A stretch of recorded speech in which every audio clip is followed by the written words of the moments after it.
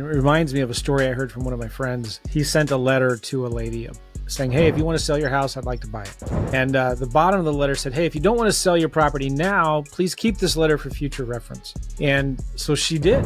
She actually put the letter into a folder in her filing cabinet for house stuff.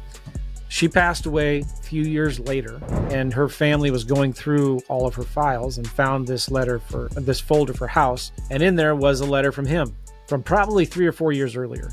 Right. And they called him and they said, hey, are you still interested in this house? And he said, yeah, sure. Of course, he didn't remember. And they said, well, you know, she just passed away. And this letter says, if you're interested, call. So direct mail works. I love it. And I always put on the bottom of my letters, hey, keep this letter for future reference if now isn't a good time. Because sometimes people will. Yeah. And they may decide, you know what? Yeah, I want to sell it later. Or they're talking to a neighbor and the neighbor just wants to get rid of their property. And they, you know what? I just got a letter from this guy and they keep your